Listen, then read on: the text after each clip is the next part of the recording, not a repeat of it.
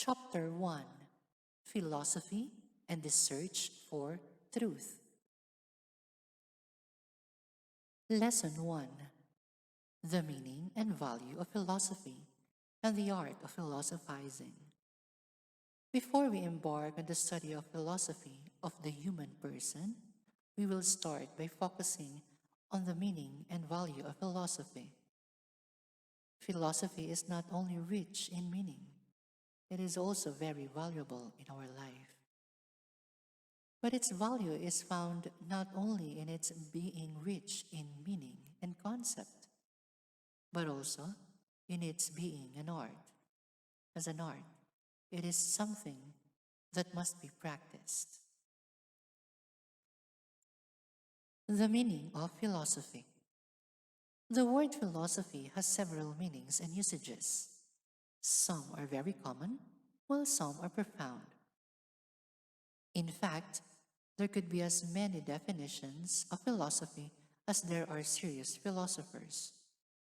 In a very general sense, philosophy could mean a guiding principle.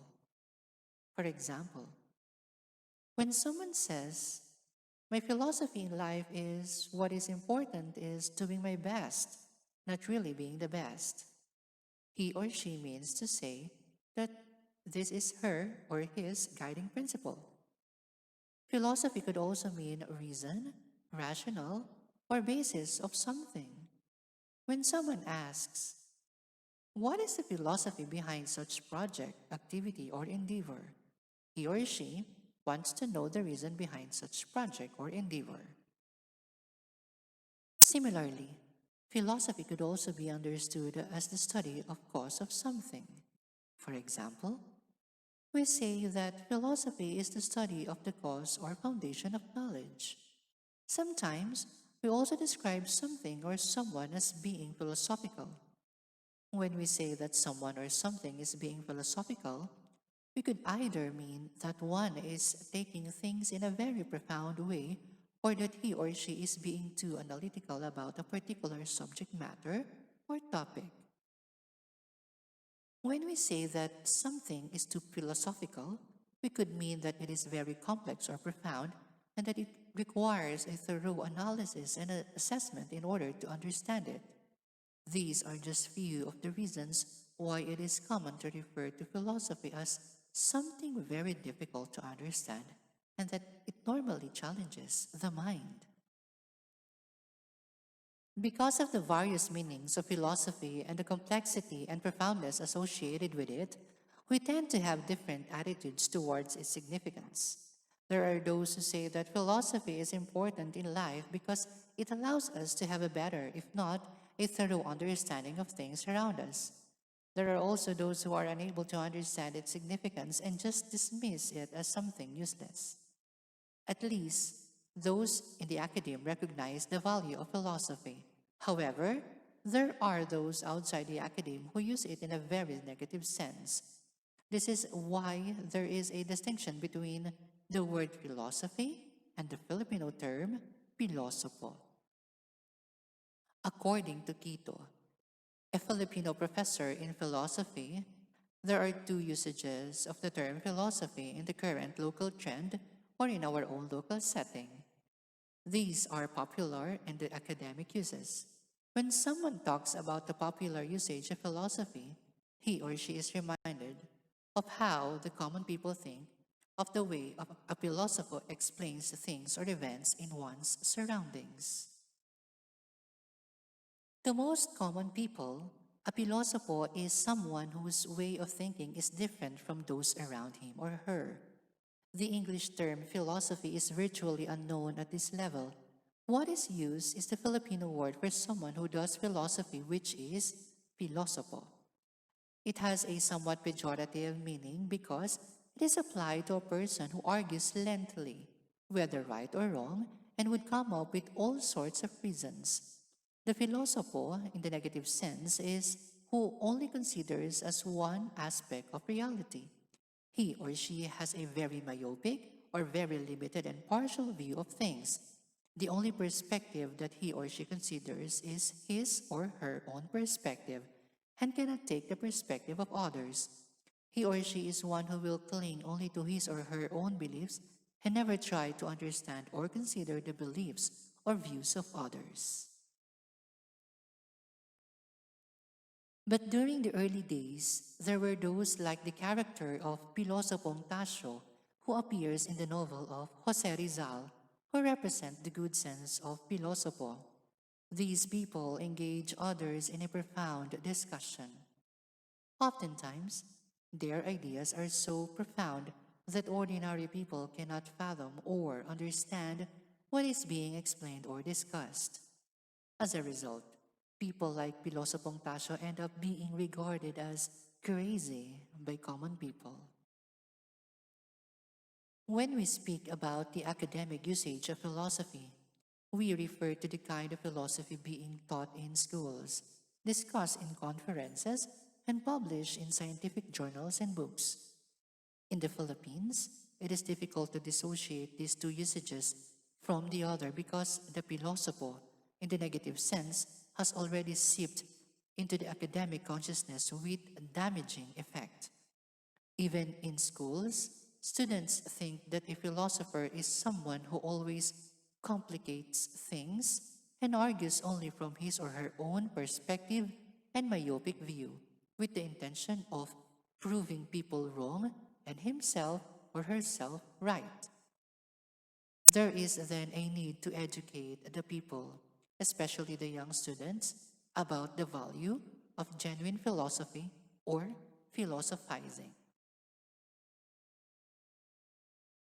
For us to have a better understanding of the difference between a partial and holistic perspective, let's watch this short video story taken from the poem written by John Godfrey Saxe, a classic Indian legend of the six blind men and the elephant.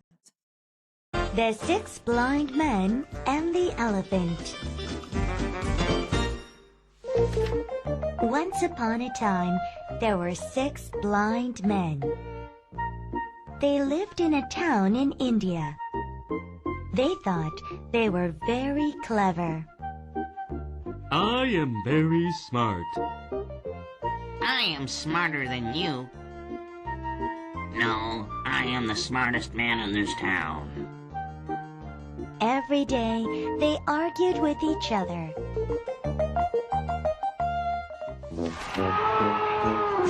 One day, an elephant came into town. The blind men did not know what an elephant looked like, but they could smell it and they could hear it. Wow, it's a very big elephant. A little girl said. An elephant? What is this animal like? They said. Each man touched a different part of the elephant. The first man touched the elephant's body. It felt hard, big, and wide. An elephant is like a wall. He said. The second man touched one of the elephant's tusks. It felt smooth and hard and sharp. No, it's not like a wall. An elephant is like a spear. He said. The third man touched the elephant's trunk. It felt long and thin and wiggly. No, an elephant is not like a wall. It is not like a spear either.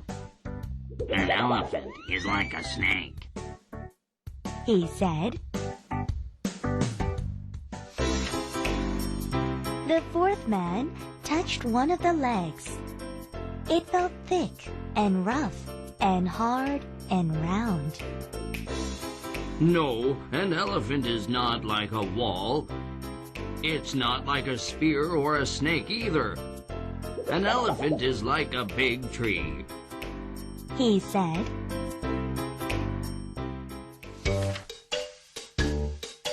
The fifth man touched one of the elephant's ears. It felt thin and it moved. No, no, an elephant is not like a wall. It's not like a spear or a snake or a tree. An elephant is like a fan, He said. The sixth man touched the elephant's tail. It felt long and thin and strong. You're wrong. An elephant is not like a wall. It's not like a spear or a snake or a tree or a fan. An elephant is like a rope. He said. The six men still argued together. It's like a wall. No, it isn't. It's like a spear. No, it isn't. It's like a snake. No, it isn't. It's like a tree. No, it isn't. It's like a fan. No, it isn't. It's like a rope.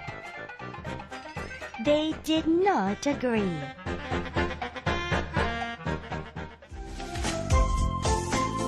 A little girl also heard them and said, Huh? You are not very clever. You did not feel the whole animal. You just felt part of it. But I know what you were talking about. It's an elephant.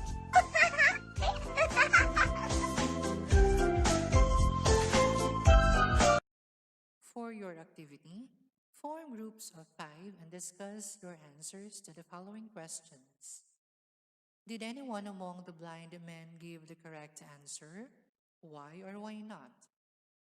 In the context of the elephant story, what should you think is holistic perspective? What is a partial point of view? What is the importance of a holistic perspective as pointed out by poet John Godfrey Saxe? Application. The story of the elephant and the blind men can be an analogy of everyday experiences. Recall an experience where you had disagreements with your friends or family over something. Was the disagreement resolved? If yes, how? If not, how can a more holistic perspective help in the resolution? Share your story to your groupmates, then choose the best story that you will share to others in class. Based on what you have learned on the holistic approach of philosophy, why is a panel of discussants or presenters usually invited to share their views on the burning issues? Is it not enough to listen to just one discussant or presenter? What is the wisdom behind panel discussions?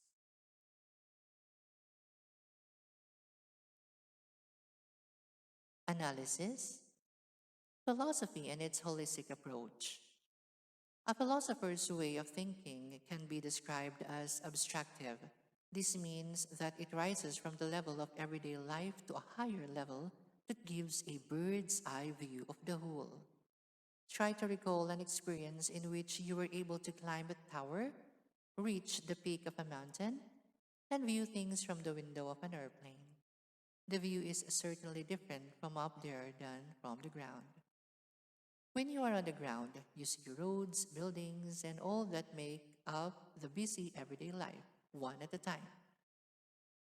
When you are up there, you do not only see the same roads, buildings from a different perspective, but you see them all at the same time. Moreover, you also see how they are connected to each other.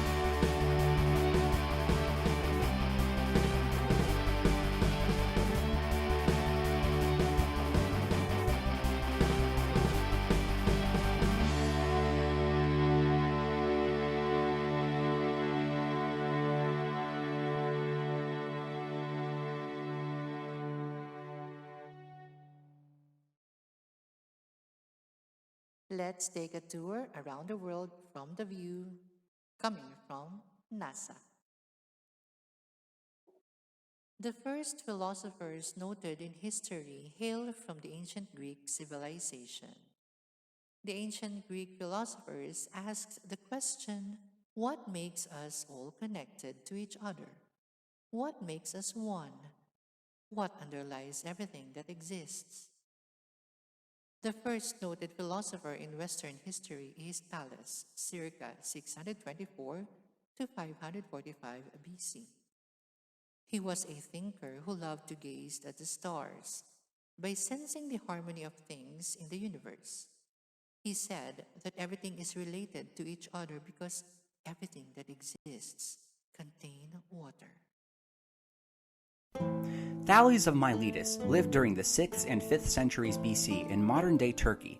Little is known for certain about Thales, aside from what other philosophers said about him, but he is still an important figure for being the first pre-Socratic philosopher. The pre-Socratics paved the way for the Socratic, or classical philosophers, who would establish the major themes of Western philosophy. What we do know about the philosophy of Thales is, to the modern mind, strange to say the least. Thales is most famous for positing that everything is fundamentally made up of water. Yes, that's really what he believed, and he took it seriously. But if you think about things from his perspective, it actually starts to make sense. Hear me out. Thales was trying to uncover the unifying principle of diversity. To understand, let's back up.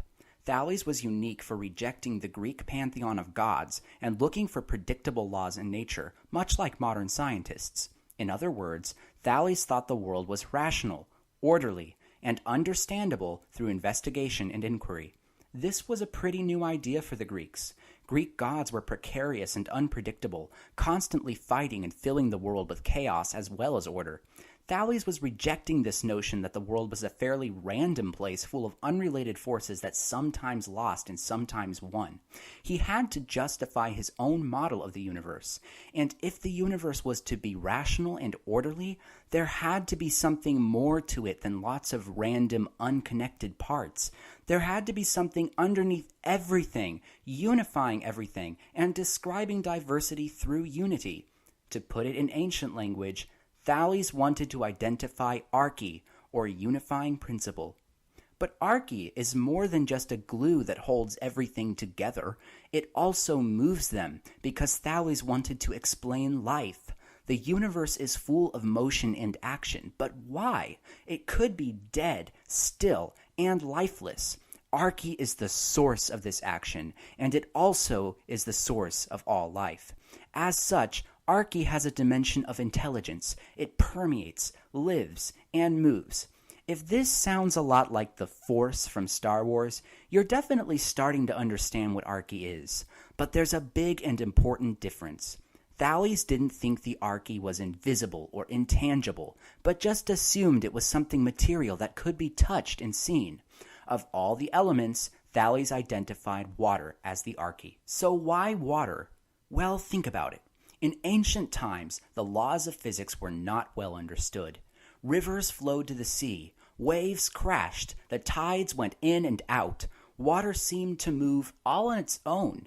Since Thales didn't know about gravity, this apparently meant that water could move by itself, solving the problem of motion and action. Secondly, every living thing needs water. Humans can survive weeks without food, but only 3 days without water. Animals need it, and so do plants and insects. If everything alive needs water, water is clearly an important ingredient for life. Thirdly, Thales believed that Earth originated from water, and for good reason. The Greeks knew that islands sometimes appeared out of the middle of nowhere and didn't understand underwater volcanoes or plate tectonics. He also believed that the Earth floated on water, and although that seems far-fetched, we know from the historian Pliny that floating reed islands really existed in Lydia, not far from Thales' home. Some have also speculated that he was familiar with pumice, a rare volcanic rock that can actually float on water. Fourthly, Thales knew that substances can change forms. Metal workers were constantly melting down metal to make weapons or other tools, and that was weird. But it wasn't so weird if metal was made out of water, because everyone knew that water could change from a solid to a liquid to a gas. So water could explain motion, life, the origin of Earth, and the ability of substances to transform. Of course, we know now that Thales was radically mistaken, and even Aristotle would call him out. But Thales was also a keenly observant scientist. He famously managed to predict the solar eclipse of May 28, 585 BC, and to this day, we don't know how he did that. This gave him credibility and shows just what a thoughtful person he was. Even though he was wrong about many things, Thales used the little knowledge that he had to come up with good theories, and thanks to him, later pre-Socratics would form new ideas about the world, eventually leading to Socrates, a man who would change the Western world forever. To hear about the rest of the pre-Socratics and for more videos on famous philosophers, like this video, subscribe, and leave a comment below. Thanks for watching.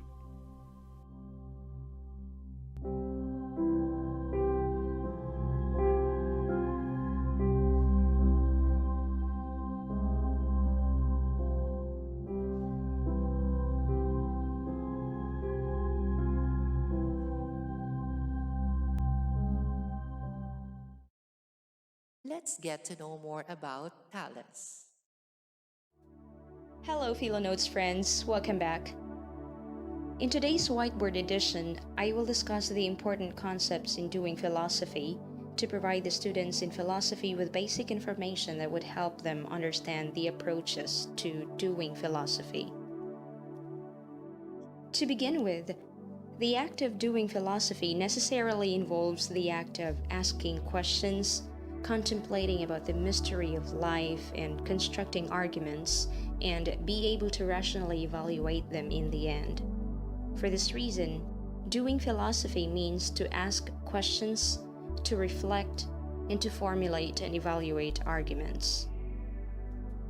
In this way, one does not necessarily have to be a graduate of a philosophy degree for one to do philosophy. Anybody can do philosophy, as long as she raises valid or intelligent questions, reflects meditatively, and argues in a logical manner. If we recall the discussion on the origin of philosophy, Aristotle, following Socrates, argued that philosophy begins in wonder, or in the act of being perplexed. As we already know, when one is perplexed, as Aristotle would have us believe, one begins to think. In a sense, one begins to philosophize. Now, in doing philosophy, one needs to master an important skill, that is, philosophical reflection. According to Gabriel Marcel, whose notion of philosophical reflection is deeply personal and is intimately anchored on day-to-day existence, philosophical reflection is first and foremost the act of giving time to think about the meaning and purpose of life. Now, there are two types of philosophical reflection according to Marcel, namely primary reflection and secondary reflection. Primary reflection is a kind of thinking that calculates, analyzes, or recounts past events. In this way, primary reflection is fragmented and compartmentalized thinking. Thus, for Marcel, primary reflection cannot be a genuine thinking because it failed to make sense of the whole, of the mystery of life. In other words, primary reflection is selfish thinking because it is instrumental thinking. As we already know, instrumental thinking is a means and kind of thinking. And applied to human relations, instrumental thinking thinks only of what it can practically get in a relationship. For example, one may establish a relationship or friendship with somebody who is rich so that she may be able to borrow money in times of need. Secondary reflection, on the other hand, is characterized by the act of recapturing the unity of the original experience by gathering back together what has been separated by the primary reflection. Thus, secondary reflection allows us to think holistically. In this way, secondary reflection enables us to integrate our fragmented and compartmentalized experience into a coherent whole. This gives us the impression that secondary reflection for Marcel is a genuine or unselfish thinking. And applied to human relations, secondary reflection does not think of what it can practically get in a relationship. Here, the human person establishes a relationship with the other not because of what she can get, but is premised on the idea that the other is a human person that deserves respect, care, and love. And so, when Marcel speaks of philosophical reflection, he specifically refers to secondary reflection. For this reason, philosophical reflection provides us with a holistic picture of reality. Thus, philosophical reflection as a tool in doing philosophy enables us to see the interconnectedness and interdependence of people, actions, and events, as well as our direct relation to them.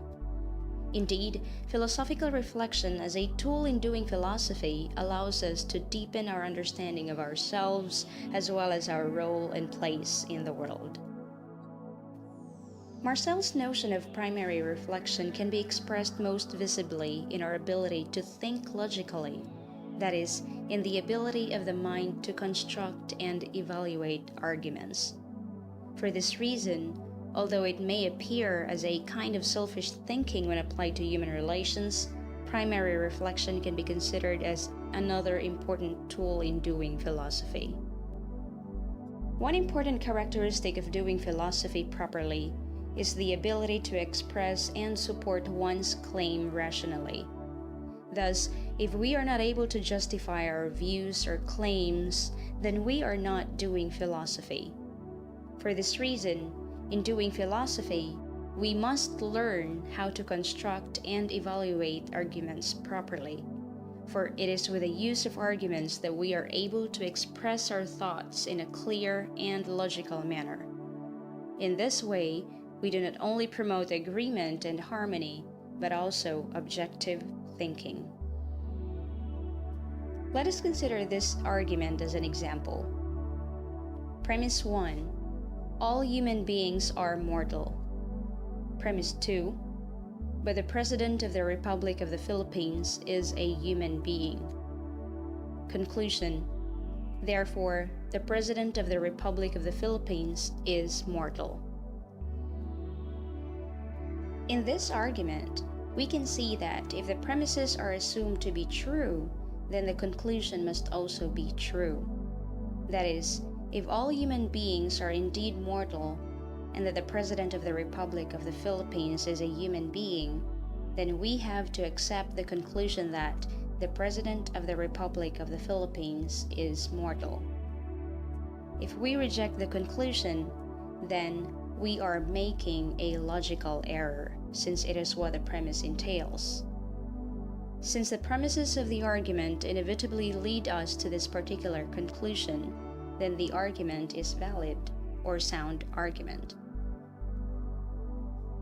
Indeed, both philosophical reflection and the construction and evaluation of arguments are some of the necessary skills that we need in doing philosophy. To reiterate, philosophical reflection, on the one hand, enables us to look deeper into our experiences and see the bigger picture of reality. On the other hand, the construction and evaluation of arguments allows us to express our ideas in a systematic and logical way. Furthermore, the ability to construct and evaluate arguments allows us to examine the ideas of other people. In the end, these are some of the benefits of being able to do philosophy in a meaningful way. Alright, that's it for today. Keep looking forward to our series of daily whiteboard editions as we try to make the learning and understanding of philosophy incredibly easy. Thanks for joining us today in this edition of our daily whiteboard here at Philo Notes. Full transcript of this video is available at philonotes.com. To keep you updated of our daily whiteboard editions here at Philo Notes, just click here and subscribe. Until then, thanks, take care.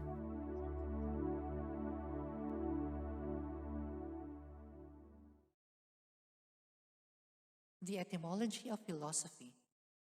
The term philosophy comes from the two Greek words philo or philian, which means love, and sophia, which means wisdom or knowledge. Thus, philosophy means love of wisdom or knowledge. It was the ancient Greek philosopher Pythagoras who coined the word philosophia or philosophy. He was the same Greek mathematician who is credited for having laid the foundation of the Pythagorean theorem. Pythagoras, who was one of the wisest men of ancient Greece, lived somewhere between 570 and 495 BC. He was born in Samos and later on migrated to Croton in southern Italy.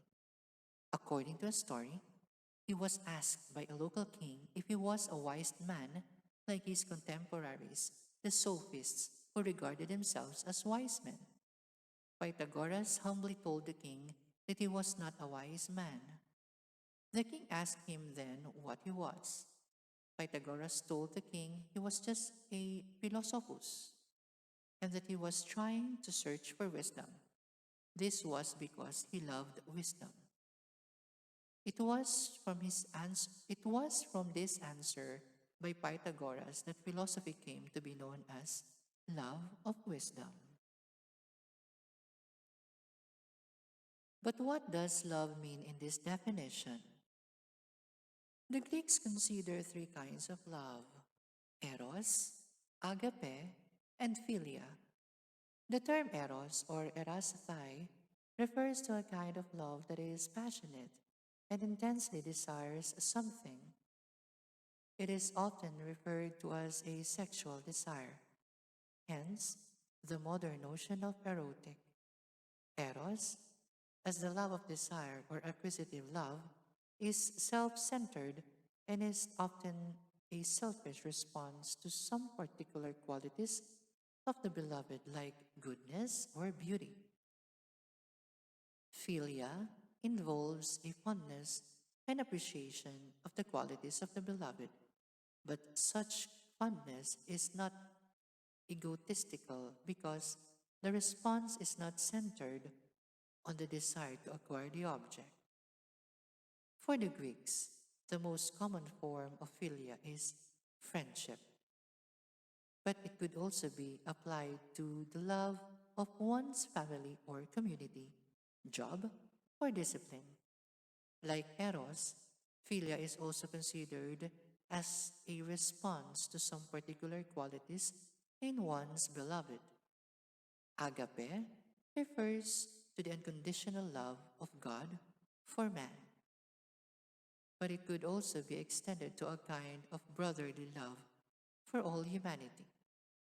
Agape seeks a perfect love because it transcends the desire for particular qualities and the necessity of reciprocity. When someone is said to have love for wisdom, it means that he or she has fondness or appreciation of wisdom or knowledge, which is the object of philosophy.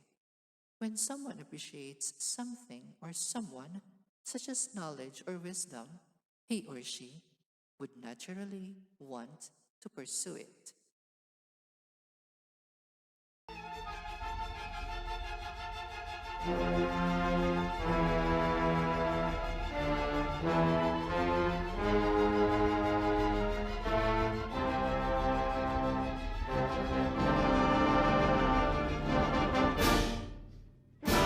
Pythagoras of Samos was a Greek philosopher who lived around 570 BC and became one of the most influential philosophers of the classical Greek period, which might be surprising to you if you only know him as the triangle guy. In actual fact, Pythagoras' theorem, you know, the square of the hypotenuse of a right angled triangle is equal to the sum of the squares of the remaining sides, is kind of a misnomer because it's unlikely that Pythagoras actually discovered that. But his reputation as the triangle guy isn't actually that far from the truth, because one thing we can be sure about is that Pythagoras was really into triangles. Pythagoras' obsession was with mathematics. In his early days, he travelled around Europe and spent some time living in Egypt, which had a blossoming academic community, and it's there that he's said to have developed his fascination with math. And let's be fair, if you spent 20 years staring at pyramids, you'd probably become obsessed with triangles too. According to legend, Pythagoras didn't really kick off his philosophical career until he was around 60 years old, at which point he settled down in the city of Croton in Italy, ranting about mathematics to anyone who would listen. As a result, Pythagoras was the first person to set up a school of philosophy, though in actual fact it wasn't so much a school as a cult. If you're into mathematics, then you might think that you're pretty nerdy, but at least you don't worship math as a literal religion. Presumably. But the Pythagoreans, as they were known, believed that numbers were the building blocks of reality, and in some sense they kind of are, but nowadays even the most devout students of math are much less inclined to murder people who insult mathematics. And by all accounts, the Pythagoreans were every bit as much of a crazy cult as Heaven's Gate or Scientology. They thought that numbers were literally God, specifically the number 10. In fact, the divine symbol of the Pythagoreans was the tetractys, 10 points arranged in the pattern of a triangle. What Pythagoras was working on here was an early form of the philosophical investigation of ontology, which investigates the nature of reality. This encompasses questions about the physical world, starting with what it actually even means to say something is real and moving up from there. You might assume this is a pretty easy question to answer. For example, you can say that horses exist, but unicorns do not. Boom, take that philosophy. But of course there's more to it than that. For example, do numbers exist? And if so, do they exist in the same way that horses exist? You might say that the number 7 is real, but the number 12 is not. But what does that mean? Are either of them real, or are they just functions of language, or something else, or neither? Believe it or not, the ontology of numbers is something that philosophers grapple with to this day. In this early stage of philosophical inquiry, philosophers were still kind of up in the air about what the fundamental unit, or primary substance of reality actually was.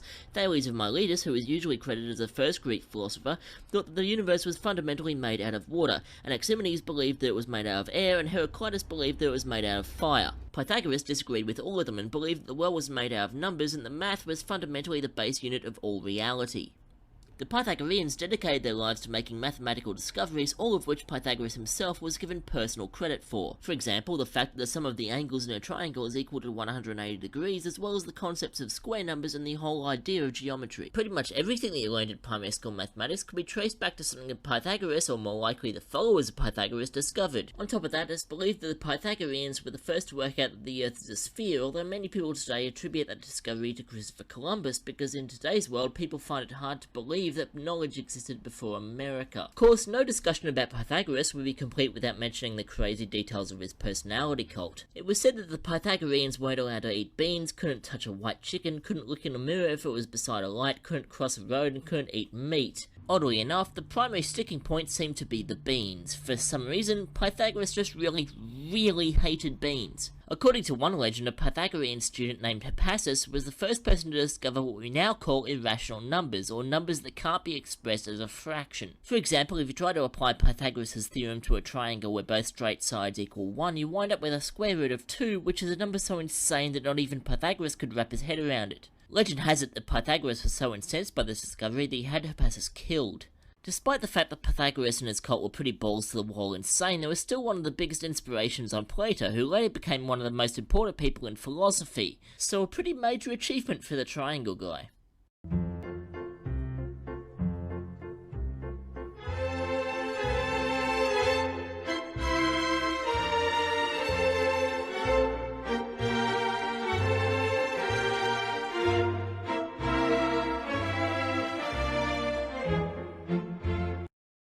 According to the Greek philosopher Aristotle, all men seek wisdom. Therefore, all men are philosophers in this sense. The search for wisdom is not just the exclusive task or role of academic philosophers. It is everyone's task. The object of wisdom is the truth.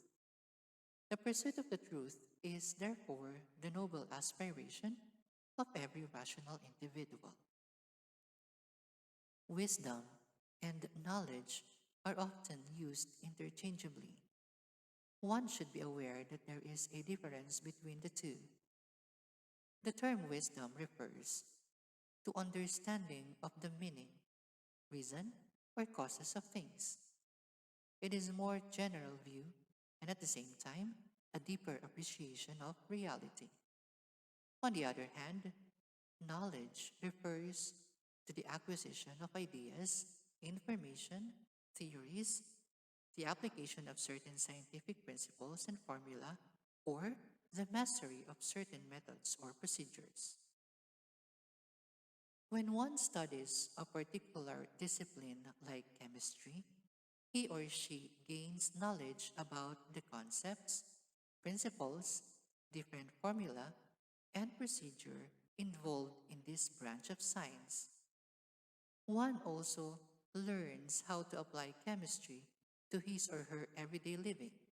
So, after finishing a particular course in college or in the university, one can say that he or she is knowledgeable about that course and builds his or her career around that discipline. One may even be more knowledgeable than his parents or teachers in that discipline or course. However, if one desires to have wisdom, he or she should go beyond the attainment of knowledge. This is because having wisdom enables one to understand the deeper reason and meaning of things and reality of human life. Wisdom gives his or her a more holistic view of reality. It lets him or her see and understand life from a wider perspective.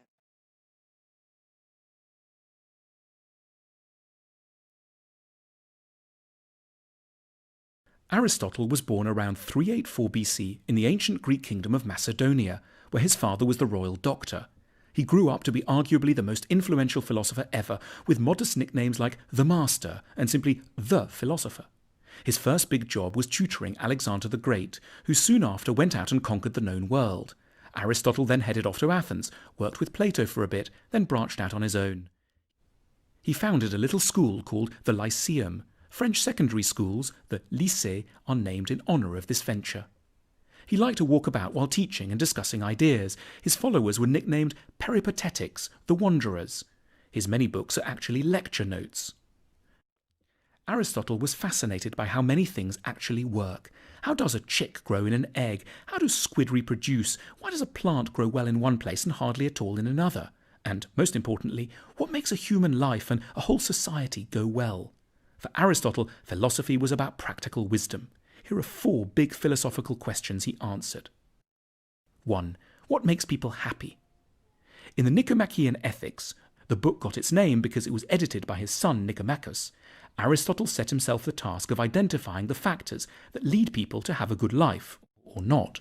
He suggested that good and successful people all possess distinct virtues, and proposed that we should get better at identifying what these are, so that we can nurture them in ourselves and honour them in others. Aristotle zeroed in on 11 virtues: courage, temperance, liberality, magnificence, magnanimity, pride, patience, truthfulness, wittiness, friendliness, modesty. Aristotle also observed that every virtue seems to be bang in the middle of 2 vices. It occupies what he termed the golden mean between 2 extremes of character. For example, in Book 4 of his Ethics, under the charming title of Conversational Virtues, Wit, Buffoonery, and Boorishness, Aristotle looks at ways people are better or worse at conversation. Knowing how to have a good conversation is one of the key ingredients of the good life, Aristotle recognized. Some people go wrong because they lack a subtle sense of humour. That's the bore, someone useless for any kind of social intercourse because he contributes nothing and takes offence at everything. But others carry humour to excess. The buffoon cannot resist a joke, sparing neither himself nor anybody else, provided that he can raise a laugh, and saying things that a man of taste would never dream of saying. So, the virtuous person is in the golden mean in this area, witty but tactful. A particularly fascinating moment is when Aristotle draws up a table of too little, too much, and just right around the whole host of virtues. We can't change our behaviour in any of these areas just at the drop of a hat, but change is possible, eventually. Moral goodness, says Aristotle, is the result of habit. It takes time, practice, encouragement. So Aristotle thinks people who lack virtue should be understood as unfortunate rather than wicked. What they need isn't scolding or being thrown into prison, but better teachers and more guidance. 2. What's art for? The blockbuster art at the time was tragedy. Athenians watched gory plays at community festivals in huge open-air theatres. Aeschylus, Euripides and Sophocles were household names. Aristotle wrote a how-to-write great plays manual, the Poetics. It's packed with great tips. For example, make sure to use peripeteia, a change in fortune, when for the hero things go from great to awful. In Titanic, Leonardo DiCaprio gets Kate Winslet, great, then they hit the iceberg, awful. And anagnorisis, a moment of dramatic revelation when suddenly the hero works out their life is a catastrophe. But what is tragedy actually for? What's the point of a whole community coming together to watch horrible things happening to lead characters, like Oedipus in the play by Sophocles, who by accident kills his father, gets married to his mother, finds out he's done these things, and gouges out his own eyes in remorse and despair? Aristotle's answer is catharsis, which is Greek for catharsis. Catharsis is a kind of cleaning. You get rid of bad stuff. In this case, cleaning up our emotions, specifically our confusions around the feelings of fear and pity. We've got natural problems here. We're hard-hearted. We don't give pity where it's deserved. And we're prone to either exaggerated fears or not getting frightened enough. Tragedy reminds us that terrible things can befall decent people, including ourselves. A small flaw can lead to a whole life unraveling. And so we should have more compassion or pity for those whose actions go disastrously wrong. We need to be collectively retaught these crucial truths on a regular basis. The task of art, as Aristotle saw it, is to make profound truths about life stick in our minds. 3. What are friends for? In books 8 and 9 of the Nicomachean Ethics, Aristotle identifies 3 different kinds of friendship. There's friendship that comes about when each person is seeking fun. Their chief interest is in their own pleasure and the opportunity of the moment, which the other person provides. Then there are friendships that are really strategic acquaintances. They take pleasure in each other's company only insofar as they have hopes of advantage of it. Then there's the true friend. Not someone who's just like you, but someone who isn't you, but about whom you care as much as you care about yourself. The sorrows of a true friend are your sorrows. Their joys are yours. It makes you more vulnerable, should anything befall this person, but it's hugely strengthening too. You're relieved from the too small orbit of your own thoughts and worries. You expand into the life of another. Together you become larger, cleverer, more resilient, more fair-minded. You share virtues and cancel out each other's defects. Friendship teaches us what we ought to be. It's quite literally the best part of life. 4. How can ideas cut through in a busy world? Like a lot of people, Aristotle was struck by the fact that the best argument doesn't always win the debate or the battle. He wanted to know why this happens and what we can do about it. He had lots of opportunity for observations. In Athens, lots of decisions were made in public meetings, often in the agora, the town square. Orators would vie with one another to sway popular opinion. Aristotle plotted the ways audiences and individuals are influenced by many factors that don't strictly engage with logic or the facts of the case. It's maddening, and many serious people, especially Plato, can't stand it. They avoid the marketplace and populist debate. Aristotle was more ambitious. He invented the art of what we still today call rhetoric, the art of getting people to agree with you. He wanted thoughtful, serious, and well-intentioned people to learn how to be persuasive, to reach those who don't agree already. He makes some timeless points. You have to recognize, acknowledge, and soothe people's fears. You have to see the emotional side of the issue. Is someone's pride on the line? Are they feeling embarrassed? And edge around it accordingly. You have to make it funny because attention spans are short. And you might have to use illustrations and examples to make your point come alive. We're keen students of Aristotle. Today, philosophy doesn't sound like the most practical activity. Maybe that's because we've not paid enough attention recently to Aristotle.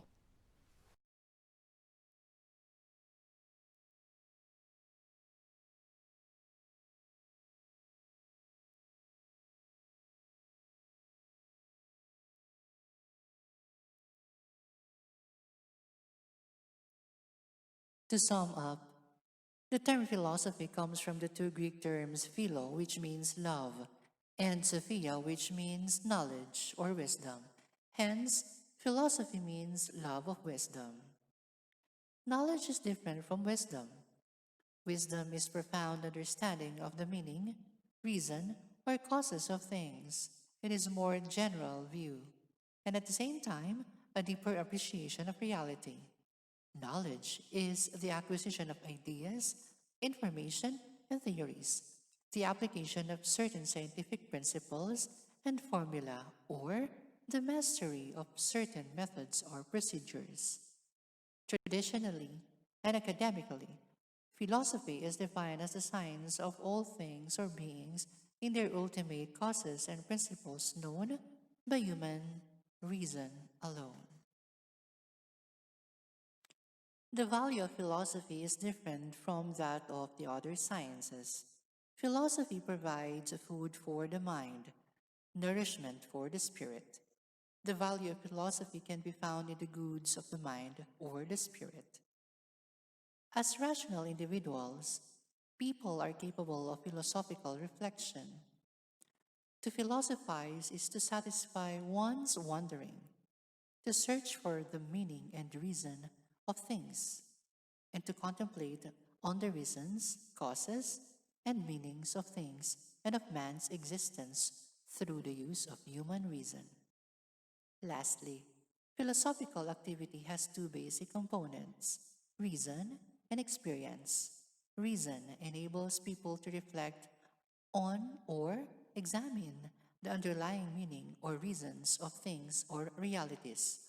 Experience provides them with the initial data of their reflection or examination. This is chapter 1. Thank you.